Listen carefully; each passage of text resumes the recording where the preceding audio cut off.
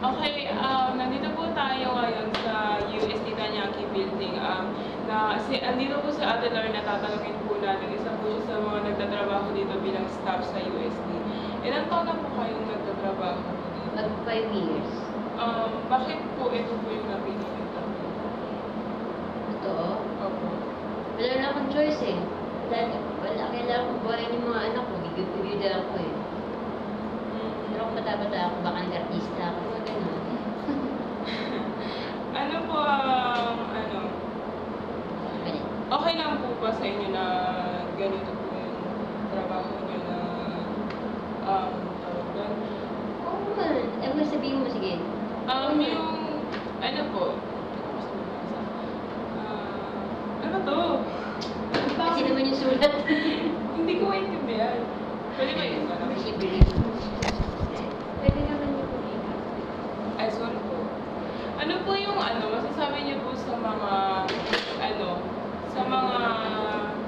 pagkakaagwat po sa lipunan yung mga higher lower classes po ng mga tao? Ano masasabi? Paano masasabi? Yung po, Opinion. ano po yung opinion niyo kung paano sila nagkakaiba? Ano po masasabi niyo sa pagkakaiba ng mga mayayaman at mahihirap? May gubis naman. Ba't ang mayayaman, kaya nilang magbibili lahat. Kaya mahihirap, kailangan pagtrabahuhan. Diba? Kaya lang dati, doon man, ganyan na yung kalakaran ng buhay. Diba? Mayaman ka. Tapos, pag ginawa mo, kumuhay, kung mahihirap, pinag gano'n, at tiis mo lahat. Pag meron, magkakasya eh. Ano po yung sa tingin niyo solusyon para yung agwat? Tagal po yung discrimination.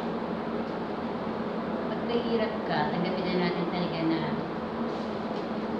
mababa ang tingin. Kaya lang, kailangan talaga magsikap lang. Yung contentment naman sa buhay, nasa tao yun eh. Kung talagang satisfied ka na kung dito mo ka ngayon, ganun talaga, hindi naman lang magagawa doon, ikaw nasa sarili mo lang yun. Dati, wala kang inagrabyadong tao. Diba? Alam mo yun. Ano po yung masasabi ninyo sa mga mayayaman na parang Mga maliit. Opo, nagmamaliit po ng mga mahihirap? Okay lang yung problema yun. Gawin talaga eh. Paano pa lang kasi, siguro yung mga ganun pagbugaan yun, nakuha natin yung yun. Lalo yung mga may dugong kasila, yung mga ganyan, yung mga aristokrata. Sila yung mga ganyan. Wala tayong magagawa. Basta, yung sabi ko, importante, wala kang ginagawa masama. Salamat po.